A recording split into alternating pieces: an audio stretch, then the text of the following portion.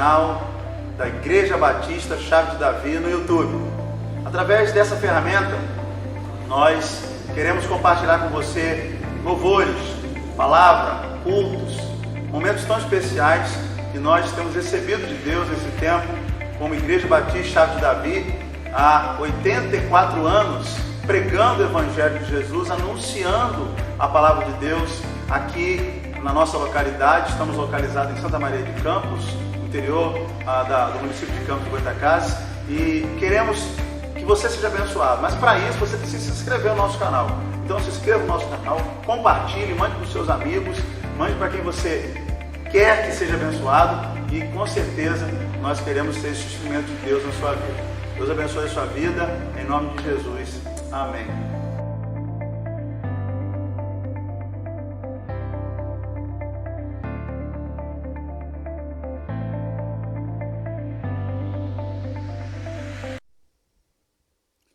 Boa noite, boa noite, boa noite, queridos. Alegria mais uma vez nessa terça-feira. Estamos juntos para louvarmos ao Senhor, cultuarmos, orarmos.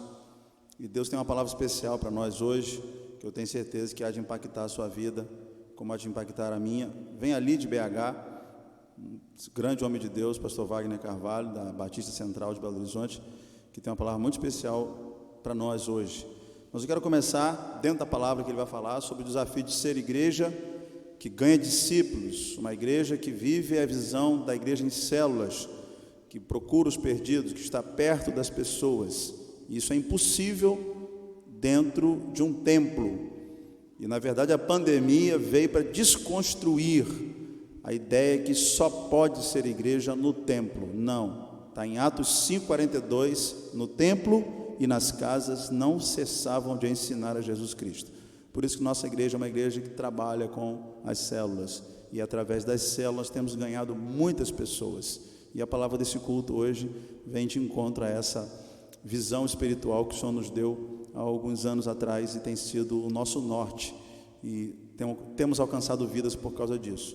E esse hino do cantor cristão 456 fala sobre isso: resolutos avançai, trabalhando por Jesus, o estandarte levantai, espalhando a sua luz. Vamos cantar juntos.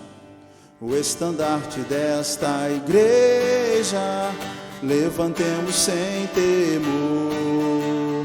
Ela é muito amada, a esposa do bendito Salvador.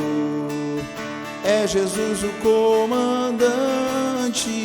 verdadeiro que a conduz. Somos nós os seus soldados dessa igreja de Jesus. Resolutos avançai, trabalhando por Jesus, o estandarte levantai, espalhando a sua luz. Ó igreja, dediquemos nossos corpos ao Senhor. Não devemos ser escravos do sagaz enganador. As riquezas são-nos dadas pela eterna mão real, e o Senhor do céu observa se fazemos bem ou mal. Resolutos avançar, trabalhando por Jesus, o estandarte levantai, espalhando a sua luz. Graça e glória te pertencem, ó esposa do Senhor. Sê então um instrumento de salvar o pecador, pois até o fim do mundo Cristo mesmo reinará, e o domínio do Evangelho toda a terra abrangerá. Resolutos avançai, trabalhando por Jesus, o estandarte levantai, espalhando a sua luz. Glória a Deus. Vamos orar nesse momento. Essa igreja também é uma igreja que ora, que clama ao Senhor.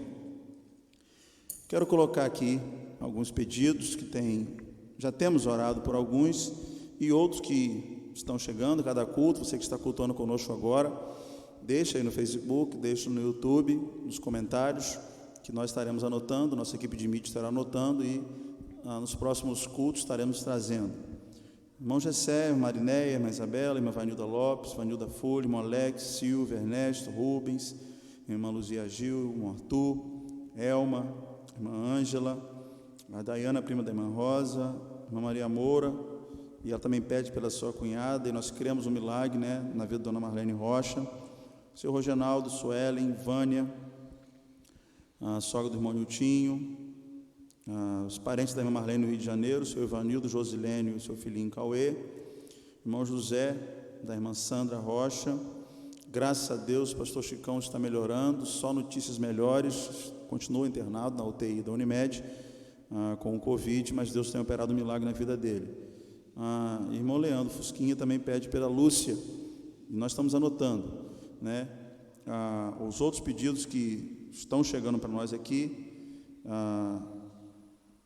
A irmã Nádia, ali de Morro do Coco, também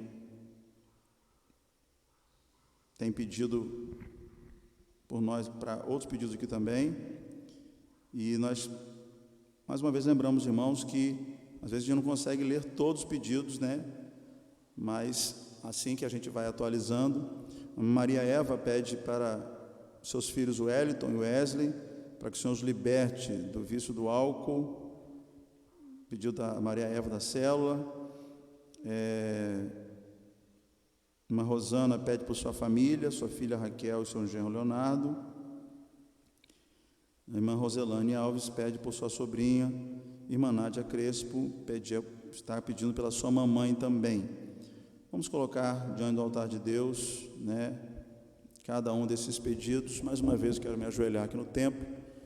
Você possa fazer isso também na sua casa, para nós clamarmos juntos, intercedermos juntos. Pai de amor, Pai de bondade, estão aqui os nomes e pedidos que têm chegado para nós, pessoas, situações, algumas difíceis, talvez com até um diagnóstico médico desfavorável, mas nós cremos no Teu poder e nós sabemos que a última palavra quem dá é o Senhor, e o Senhor é soberano, o Senhor é o dono de todas as coisas. O Senhor opera milagres e maravilhas, o Senhor cura ainda hoje, nós cremos na cura do Senhor, temos ouvido testemunhos de milagres aqui na igreja, nós cremos, Pai, por isso clamamos e intercedemos por cada vida nesta hora, cada um desses nomes, recebam o milagre do Senhor, recebam cura do Senhor no corpo físico, mas também recebam cura espiritual, aqueles que precisam vencer vícios, drogas, vencer pecados e se entregarem a Jesus, serem uma nova criatura. Em nome de Jesus clamamos, intercedemos, nos prostramos aos Teus pés, porque cremos no poder da oração e oramos com fé, porque a Tua palavra diz que a oração feita por um homem justo pode muito em seus efeitos, que Elias era igual a nós, sujeito às mesmas paixões, e orou e o Senhor respondeu. Então nós cremos no poder da oração e por isso colocamos esses pedidos no Teu altar, crendo totalmente no Teu poder nessa noite, Pai, em nome de Jesus, amém. Você pode dizer amém na sua casa, declarar: eu creio no milagre do Senhor. Glória a Deus. Vamos cantar esses dois cânticos agora, preparando nosso coração para a palavra, dentro da nossa visão, igreja do ano do discipulado, igreja dos trabalhadores, O hino que nós cantamos aqui agora fala sobre isso, Resolutos, avançar e trabalhando por Jesus. Então, por todas as cidades, nós iremos anunciando a salvação, declarando que vamos cumprir o nosso chamado do Senhor Jesus. Amém?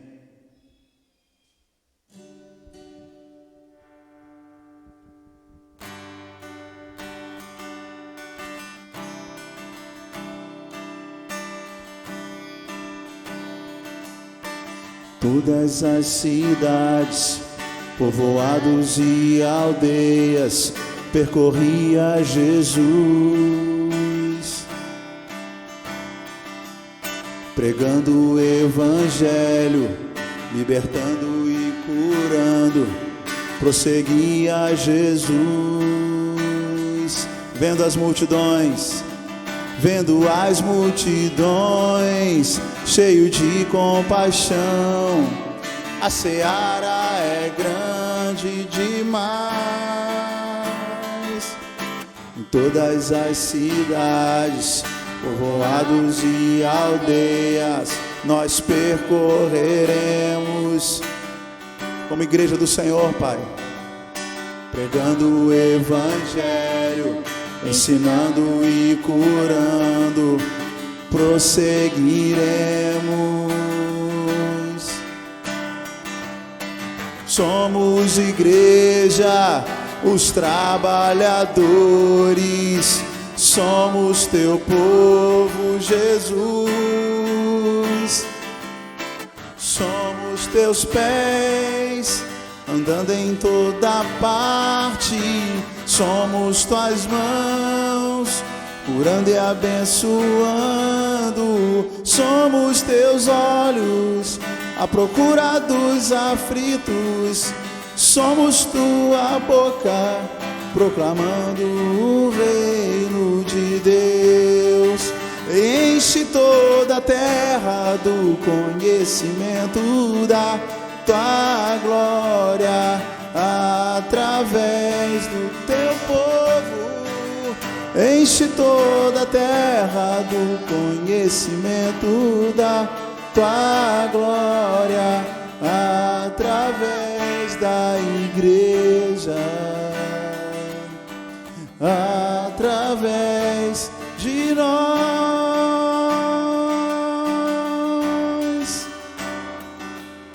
Somos teus pés, andando em toda parte, somos tuas mãos, curando e abençoando. Somos teus olhos, à procura dos aflitos, somos tua boca, proclamando o reino de Deus, proclamando o reino de Deus, proclamando o reino de Deus. Aleluia. Eu vou fazer discípulos. Nós gravamos esse cântico em 2010. Deus nos deu num congresso sobre discipulado. E assim que aquele pastor acabou de pregar no templo da segunda igreja, eu estava rascunhando a letra. E eu tinha que ministrar a última parte do louvor daquele culto. Eu subi e cantei. Eu tinha acabado de compor no banco. Eu subi e cantei pelo menos o refrão desse cântico que vamos cantar agora. Igreja que cumpre o chamado é a mensagem de Deus nessa noite. Igreja que vive discipulado, igreja que caminha da visão da igreja em células, cuidando muito bem das pessoas que estão perto de nós. É assim que o Senhor nos tem dado como direção espiritual, e é assim que nós queremos viver a cada dia, em nome de Jesus.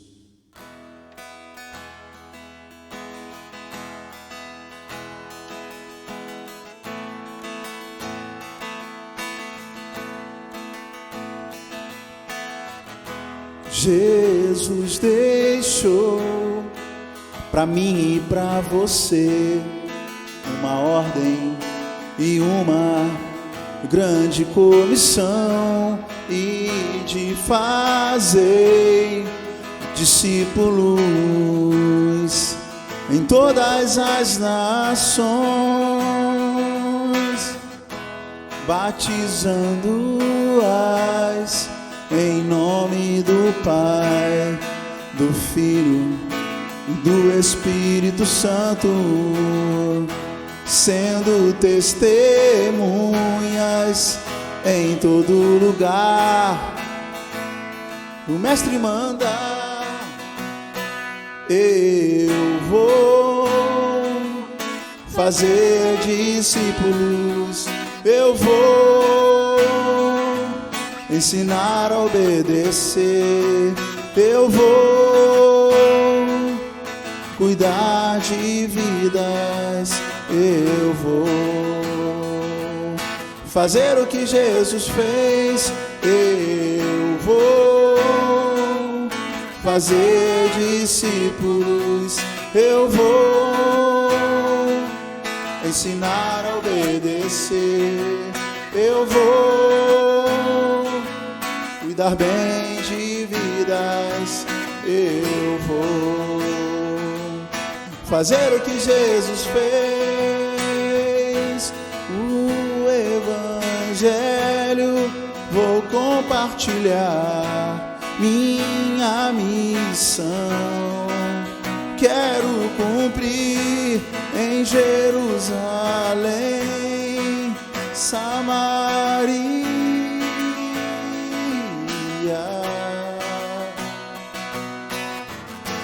aos confins da terra vou também, onde Deus me mandar. Eu vou fazer discípulos. Eu vou ensinar a obedecer. Eu vou cuidar bem de vidas. Eu vou fazer o que Jesus fez. Eu vou fazer discípulos. Eu vou ensinar a obedecer. Eu vou cuidar bem de vidas. Eu vou fazer o que Jesus fez. Eu vou fazer o que Jesus fez. Fala o nosso coração agora, através do pastor Wagner Carvalho, aquilo que o Senhor tem como recado nessa noite, de uma igreja que cumpre o seu chamado, o ide fazer discípulos, em nome de Jesus. Amém, amém e amém. Receba agora essa palavra do pastor Wagner Carvalho, pastor de células da Igreja Batista Central em Belo Horizonte, que eu tenho certeza que vai impactar a sua vida a fazer discípulos, a cumprir o chamado de Deus, ao ide que o Senhor Jesus deu para nós, em nome de Jesus. Amém. Eu quero falar para vocês sobre a grande missão que Deus delegou a Jesus aqui na terra. Essa missão foi muito clara, foi muito explícita. E Lucas 19:10 fala para nós dela. Pois o Filho do Homem veio buscar e salvar o que estava perdido. Jesus recebe essa missão de Deus. Qual foi a estratégia de Jesus para que essa missão pudesse ser cumprida? E Jesus claramente identificou: sozinho eu não posso fazer nada, mas eu preciso então de fazer discípulos. Eu preciso de ter pessoas que me sigam, me acompanhem, deem continuidade a essa obra que eu estou começando aqui. E a chamada de Jesus aí para os primeiros discípulos, eu queria que você pegasse a sua Bíblia aí, está em Lucas 5, de 1 a 11, nós vamos ler aqui. Jesus chama os primeiros discípulos. Abra sua Bíblia, por favor. Lucas 5, vamos ler de 1 a 11.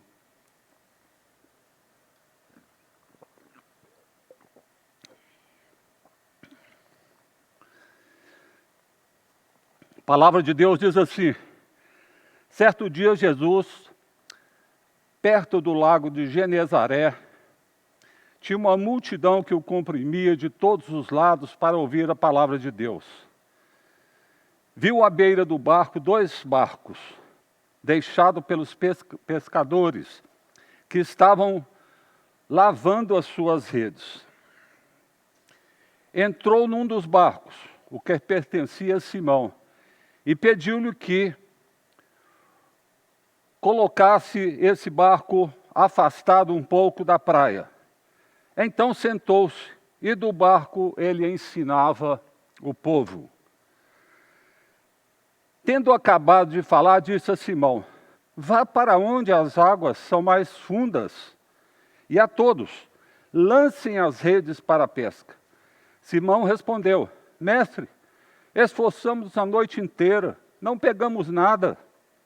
Mas porque és tu quem está dizendo, vou lançar as redes.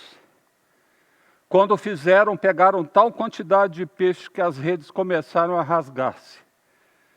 Então fizeram sinal a seus companheiros do outro barco para que viessem ajudá-los. E eles vieram e encheram ambos os barcos, ao ponto de começarem a afundar. Quando Simão Pedro viu isso, prostou-se aos pés de Jesus e disse: Afasta-te de mim, Senhor, porque sou um homem pecador.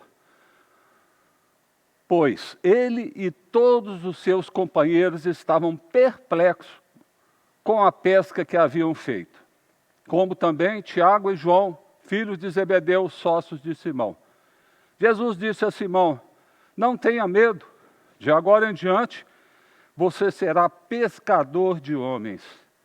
Eles então arrastaram seus barcos para a praia, deixaram tudo e o seguiram. Senhor, nós te pedimos aqui, Pai, nesse momento, que o Senhor esteja aqui, Pai, tocando o meu coração, tocando o coração de quem está nos ouvindo aí agora, para que a gente possa ter pleno conhecimento da sua palavra, Pai. E sabedores que a sua palavra, Pai, que ela entra em nós e não volta vazia, Pai. É isso que eu te peço, Pai. É isso que eu clamo, Pai, para que quem está nos ouvindo aí tenha a perfeita percepção do que o Senhor quer dizer para essas igrejas, para esses amados irmãos que estão ouvindo. Então eu te peço, Pai, vem estar conosco, vem pedir o seu Espírito Santo para dirigir toda essa ministração, para que a gente cumpra amplamente todos os propósitos que o Senhor tem para esse momento. É o que nós oramos e te pedimos, em nome de Jesus. Muito bem, meus amados. Lucas 5, 1 a 11. Jesus vai escolher o seu primeiro discípulo. Jesus vai chamar Pedro para esse grande ministério. Mas Jesus tinha que fazer uma prova com Pedro. Jesus tinha que saber se Pedro estava realmente preparado para ser um verdadeiro discípulo. E Jesus submete a Pedro 5 provas. Ele espera receber de Pedro 5 atitudes para que ele possa ser aprovado. E a primeira prova que Pedro recebe de Jesus, ele refere-se à predisposição para a ação. O que significa isso? Um discípulo de Jesus tem que estar pronto para fazer as coisas acontecerem. Não vai ser um discípulo de Jesus quem fica parado num banco, quem fica só ouvindo pregações. Jesus quer ações. E essas ações Pedro demonstra. Por quê? Porque na hora que Jesus fala com ele, para ele pegar os barcos e afastar os barcos da praia ali, ele estava cansado, ele não tinha pescado nada, ele não tinha dormido a noite toda, mas ele imediatamente colocou o barco ali para Jesus. Pedro passou na primeira prova, que foi a prova da ação. Segunda prova, muito importante. Passou na primeira prova, vai para a segunda. Se não passar na primeira, já toma bomba, já acabou. Não pode ser um discípulo de Jesus. Mas Pedro foi para a segunda. E na segunda, o que acontece? É a prova da obediência, não é? Jesus manda, olha, vá para águas mais fundas. E o que Pedro faz? Imediatamente ele vai para águas mais fundas. E ele fala com Jesus assim: mestre, nós trabalhamos a noite toda, nada pegamos, mas sobre a sua palavra eu vou lançar as redes. Então Pedro passa nesse momento por uma prova fundamental para ser um discípulo de Jesus, que foi obedecer às ordens de Jesus. E aí, passou nas duas primeiras, vamos para a terceira. Fizeram uma pescaria sem precedentes. Foram precisos 2 barcos para poder colocar todos os peixes que foram pescados. E aí vem a terceira prova. E Pedro, vendo isso, vendo aqueles barcos cheios de peixe, ele fala com Jesus assim, prostra-se aos pés de Jesus e diz, Senhor, afasta-te de mim, que eu sou um homem pecador.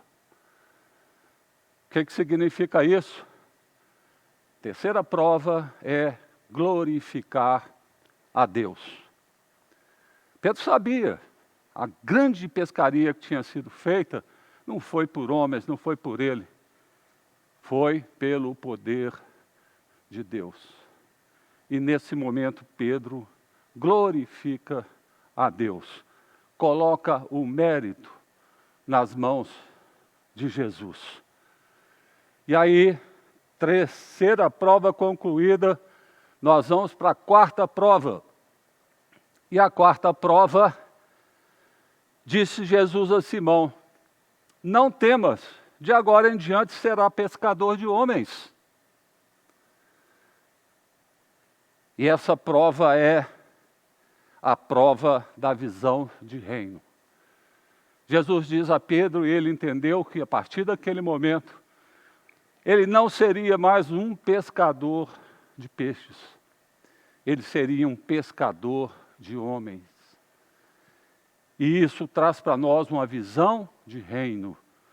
Nós precisamos entender que um discípulo de Jesus precisa ter visão de reino, visão de conquista, visão de alcançar vidas. Jesus está esperando isso dos seus discípulos. Pedro então passou com brilhantismo pela primeira, pela segunda, pela terceira, pela quarta prova. E toda prova que a gente faz, vocês se lembram aí, quando vocês estudaram aí em algumas etapas das suas vidas, o professor sempre dá algumas questões, umas mais fáceis, umas médias e dá uma difícil. Por quê? Porque quem acertar difícil vai tirar 10, não é? Vai ser aprovado com louvor. E aí então, a quinta prova é submetida a Pedro. E essa prova, ela está no versículo 11. E, levando os barcos para a terra, deixaram tudo e o seguiram. O que significa isso? É a prova da renúncia. Deus está me chamando, me chamou um dia, está chamando vocês aqui, para que vocês possam renunciar às coisas do mundo. Possam renunciar, não como Pedro, de seguir Jesus, de ser um grande discípulo, de ser o fundador da igreja, mas Deus está nos chamando e está nos chamando a todos para que nós possamos alcançar vidas para o seu reino. Essa é a quinta prova. Jesus está falando conosco assim, ó, saia do banco. Pare só de assistir o culto. Não fique só participando de um ministério. Eu estou te chamando, vem, vem, vem. Renuncia a algumas coisas. Vem, porque o que eu preciso de você é que você possa alcançar muitas vidas para Jesus. Veja só, eu queria te mostrar o cenário, não é, daquele momento. Jesus, nós sabemos, ele foi crucificado, foi morto, retornou à terra, e ao retornar à terra, ele chama seus 11 discípulos, não é? Porque Judas já não era mais discípulo dele, agora eram 11. E no monte, ele lhe dá uma ordem para os seus discípulos, dentro do contexto de cumprir a missão que Deus delegou a Jesus. E nós falamos no início aí que a grande missão é o Filho do Homem veio buscar e veio salvar o que estava perdido. Então Jesus chega para esses 11 discípulos e dá uma ordem. Essa ordem hoje na nossa Bíblia, vocês vão encontrar aí a grande comissão. Está em Mateus 28, 19 e 20. E essa grande comissão diz o seguinte, abra sua Bíblia aí para você me acompanhar, Mateus 28, 19 a 20.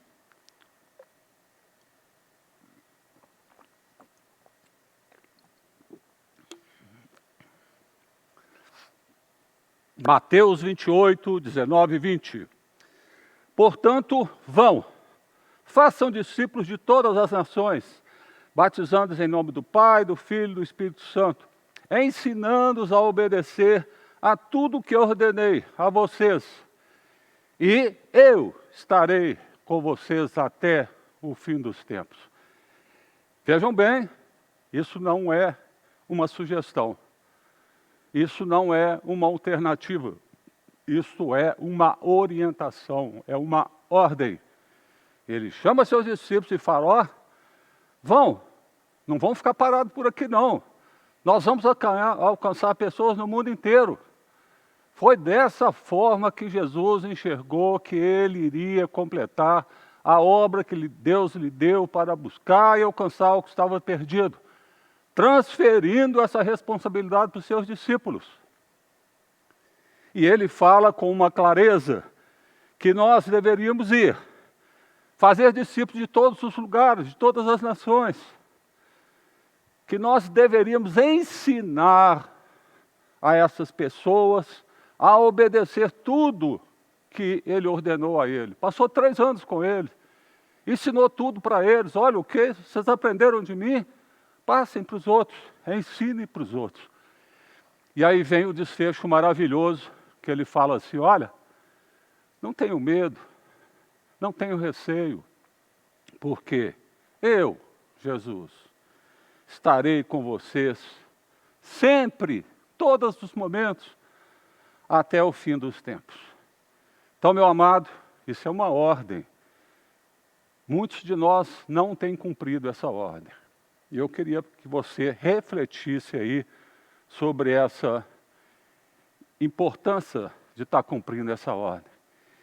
E não para por aí, Jesus ficou 40 dias com seus discípulos. Em Atos 1:3,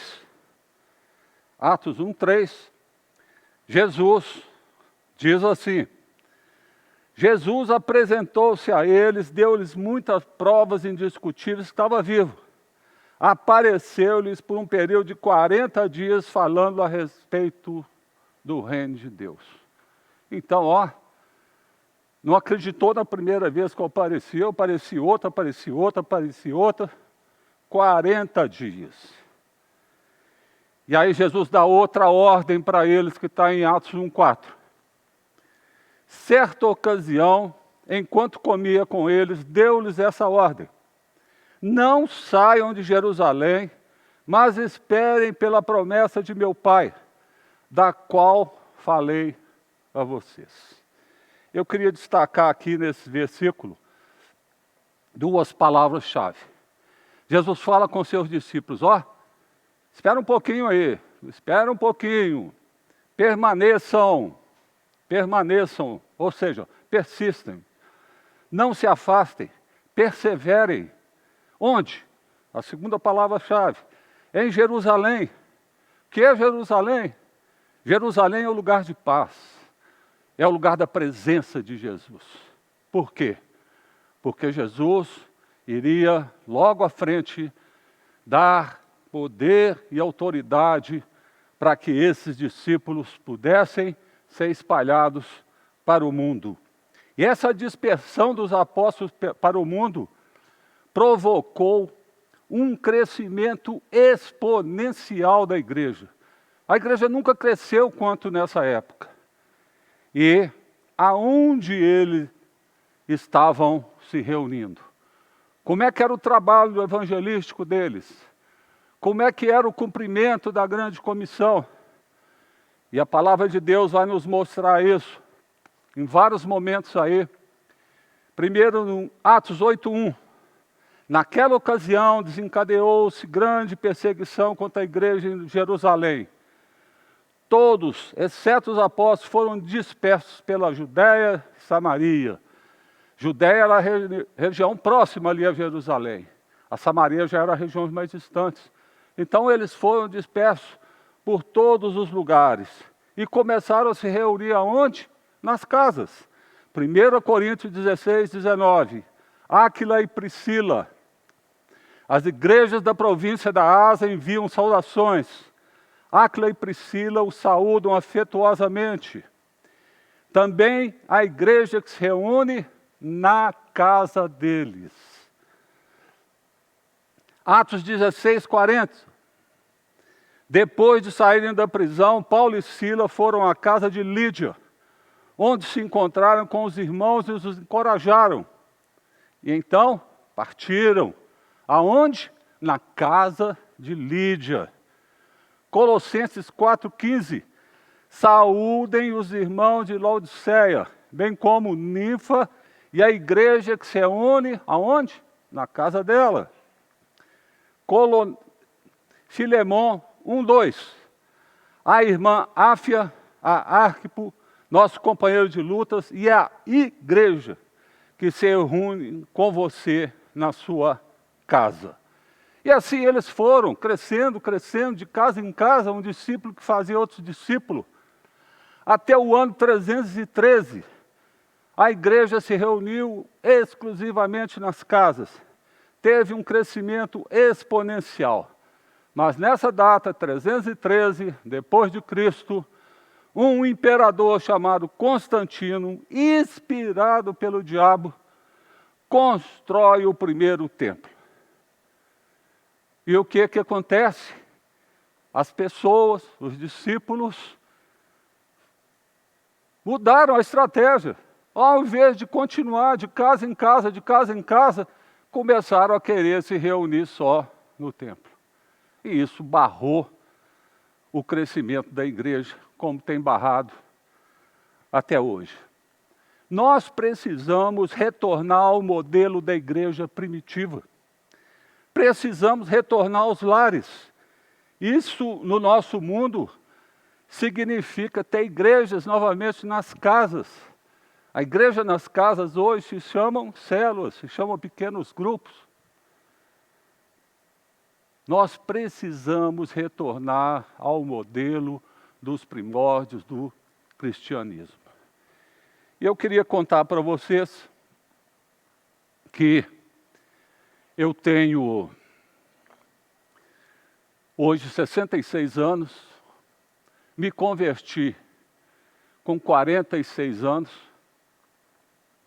O Evangelho entrou na minha casa através da minha esposa, que teve um processo de doença muito sério, muito grave, mas que, pela oração de amigas, de pessoas que a sustentaram durante esse período de enfermidade, ela se converte um pouco depois. Nós dois éramos católicos, íamos à missa todo fim de semana e achamos que era suficiente isso. Mas então minha esposa teve uma experiência muito especial com Jesus e se converte. Ela se converte e eu levei 12 anos depois da conversão dela para me converter também. Eu me achava uma pessoa muito bacana, dava ali umas esmolas ali para ir para a igreja, não é? Eu nunca tinha cometido nenhum pecadão, nunca matei ninguém, não roubava, não é? Então me achava assim, supra-sumo, lá em cima. Mas um dia, um amigo, um verdadeiro amigo, me chama para frequentar uma reunião. Onde? Numa casa. Talvez se ele tivesse me chamado para ir no templo da igreja dele, eu não iria, porque eu não gostava de evangélico. Eu achava que evangélico eram pessoas que falavam as coisas, mas não cumpriam, não praticavam aquelas coisas. Mas como essa pessoa era muito amiga minha, eu fui até uma célula. E acreditem, numa célula, pela primeira vez na vida, eu abri esse livro. Nunca tinha aberto. Achava que isso era função do padre lá.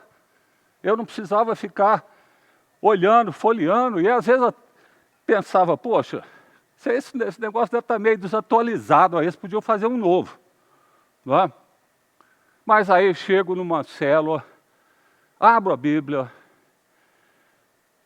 conheço Jesus, tenho uma experiência com eles, e eu te digo, é impossível a gente conhecer Jesus e não se apaixonar por Ele. É impossível. E aí, me deu aquela fome, me deu aquela sede, e eu fui cada vez mais devorando a palavra, e depois, entendi a grande comissão. A hora que eu cheguei lá no Mateus 28, 19, 20, eu falei, opa, isso é comigo. Isso não é com as outras pessoas da igreja, nem com o pastor, não. Isso é comigo. E menos de um ano depois dessa primeira experiência com Jesus, numa célula, eu já tinha a minha célula. Fiz o curso preparatório de formação de líderes da Central e já tinha a minha célula. E da minha célula, eu logo era um supervisor, um coordenador. Isso foi em 2001, quando eu tive essa primeira experiência com Jesus. E 2012, Deus fala comigo assim, ó, renuncia às coisas do mundo. Eu te quero 100% aqui na minha obra. E eu fui obediente, tinha uma pequena empresa de engenharia, fechei essa empresa e desde 2012 estou aqui na Central em tempo integral, servindo ao Senhor. E vocês podem ter certeza, no melhor lugar onde eu poderia estar. Eu queria, dando continuidade aí com vocês, eu queria falar com vocês o seguinte. As pessoas perguntam muito, como é que vai ser o fim, pastor? O que é que vai acontecer? Não é? Porque muitos não conhecem. Sabe por que não conhecem? Sabia que só 18% dos cristãos já leram a Bíblia pelo menos uma vez? 18%. Então o resto não leu, o resto não sabe. Conhece passagens aleatórias aí da Bíblia, mas não conhece o contexto da Bíblia. Então eu quero te contar aí como é que vai ser esse fim. E Mateus 25, 31, 46 vai falar para nós de um grande julgamento. Vai falar da segunda volta de Jesus. Vai falar que Jesus, ao chegar, vai fazer um julgamento das nações. E em Mateus 25, 32, ele fala assim para nós, todas as nações serão reunidas diante dele. E ele vai separar uma das outras como o pastor separa as ovelhas dos bodes. Ou seja, Jesus volta, separa a ovelha para cá, bode para cá. E aí? As ovelhas vão perguntar, por que nós estamos desse lado aqui? E Jesus responde em Mateus 25, 35 e 36. Olha, vocês estão desse lado aqui, vocês são ovelhas, porque eu tive fome. Vocês me deram de comer. Eu tive sede, vocês me deram de beber. Eu fui estrangeiro, vocês me acolheram. Eu necessitei de roupas, vocês me vestiram. Eu estava enfermo, vocês cuidaram de mim. Eu estava preso, vocês me visitaram. E Jesus fala com eles, olha, vocês aqui, ovelhas, recebam como herança o reino dos céus. Mas, da mesma forma, as pessoas que estiverem do outro lado, elas vão perguntar a Jesus. Jesus, Por que nós estamos sendo considerados bodes? E aí Jesus vai responder: olha, eu tive fome, vocês não me deram de comer. Eu tive sede, vocês não me deram de beber. Eu fui estrangeiro, vocês não me acolheram. Eu precisei de roupas, vocês não me vestiram. Eu estava enfermo e preso, vocês não me visitaram. E aí vai falar com eles o seguinte: ó, malditos, apartem-se de mim para o fogo eterno. E o texto termina em Mateus 25, 45 e 46, falando o seguinte: digo-lhes a verdade, o que vocês deixaram de fazer alguns desses mais pequeninos, também a mim deixaram de fazê-lo. Estes, os bodes, irão para o castigo eterno, mas os justos, as ovelhas, irão para a vida eterna. E aí? Bode de um lado, ovelha de outro. Aí a Bíblia nos abre uma visão maravilhosa de que vai ser a eternidade com Deus. E está muito bem explicitado ali em Apocalipse 7, de 9 a 17, a visão dos glorificados. Diz para nós que vai ter uma grande multidão ali ao lado do trono de Deus. As pessoas vão estar de branco, as pessoas vão estar de palmas nas mãos, adorando, glorificando ao Senhor.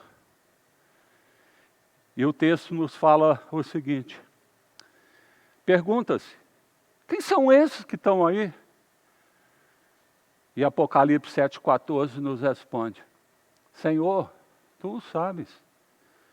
E ele disse: esses são os grandes, são os que vieram da grande tribulação, lavaram as suas vestes e as alvejaram no sangue do Cordeiro. São esses que vão estar lá. E o que vai acontecer com eles?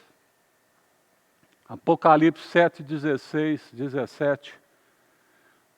Nunca mais terão fome, nunca mais terão sede, não os afligirá o sol nem qualquer calor abrasador, pois o Cordeiro que está no trono, no centro do trono, será o seu pastor. Ele os guiará às fontes de água viva. E termina dizendo: olha, e o próprio Deus vai enxugar dos seus olhos todas as lágrimas. Já imaginaram isso? Já imaginaram? Essa é a eternidade. Essa é a promessa. Para quem? Para aqueles que foram considerados ovelhas. Para aqueles que aceitaram Jesus como seu Salvador. Vocês sabiam, não é? E eu quero que se reflita muito sobre o seu papel como discípulo. Estamos chegando no final aqui, eu queria que você refletisse sobre o seu papel como discípulo.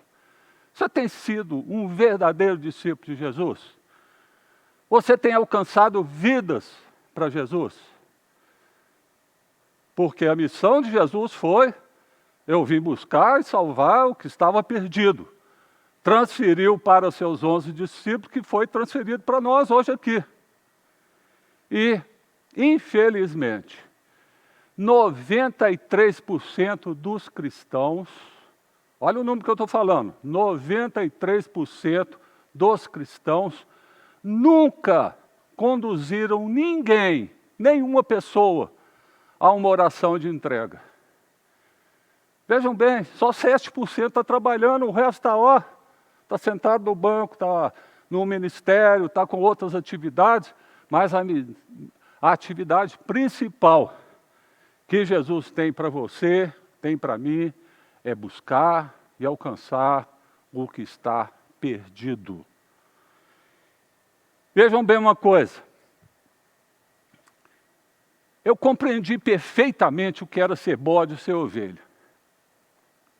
E é óbvio que eu tentei atrair a minha família, os meus amigos, as pessoas do meu relacionamento, para conhecerem Jesus também. Consegui muitas e muitas através da minha célula. Mas uma pessoa especial eu não estava conseguindo, que era o meu pai.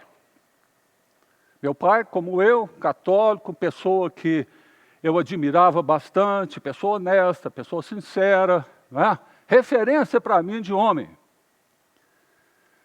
Meu pai se recusava a ouvir a palavra de salvação de Jesus.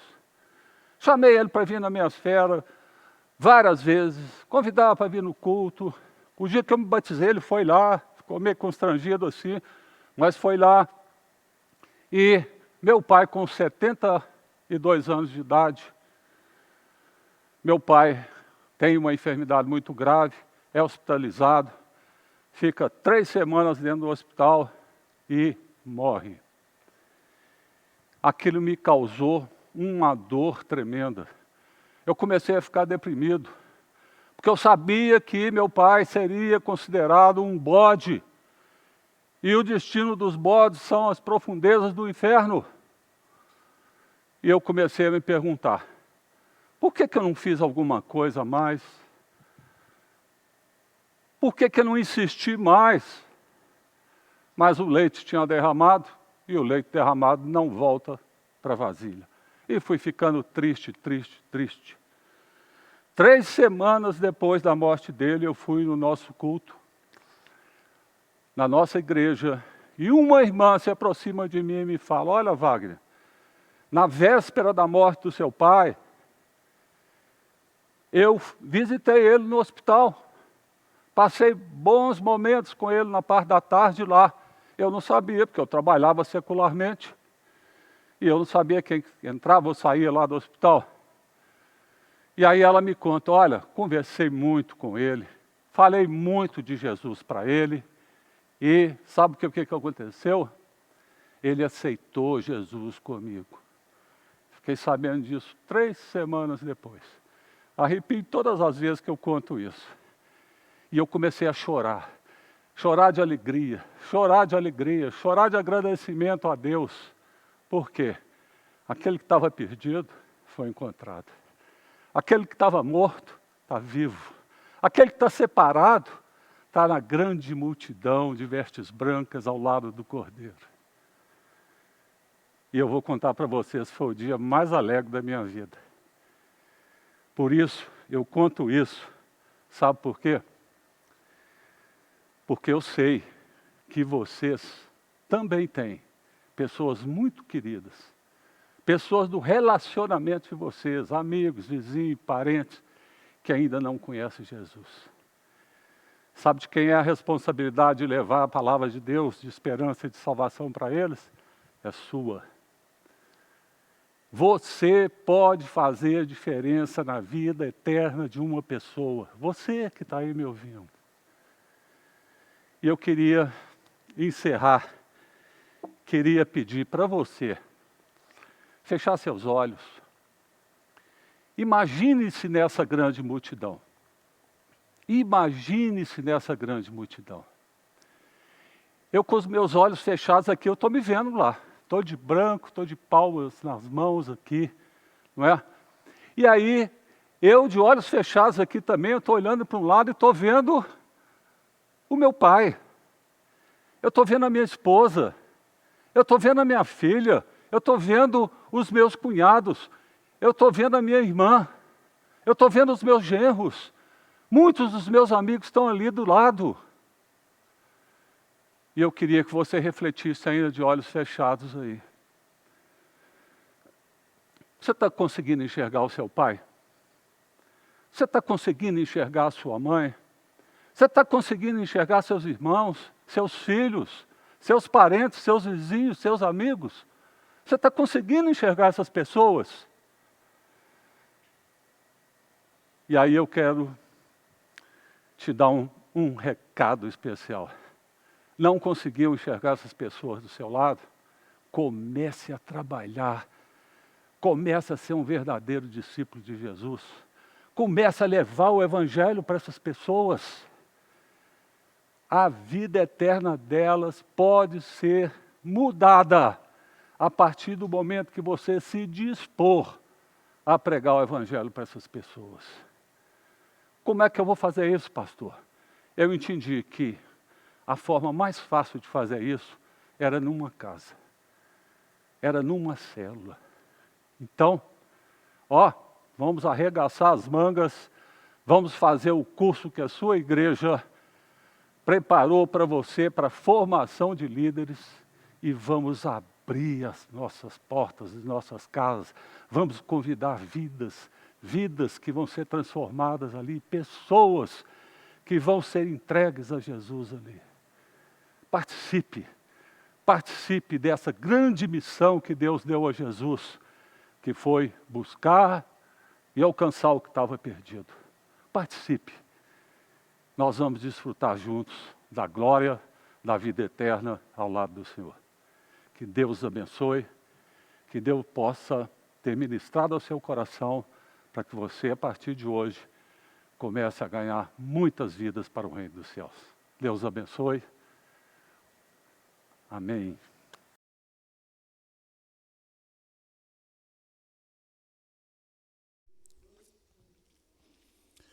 Glória a Deus por essa palavra tão tremenda que acabamos de ouvir do pastor Wagner Carvalho.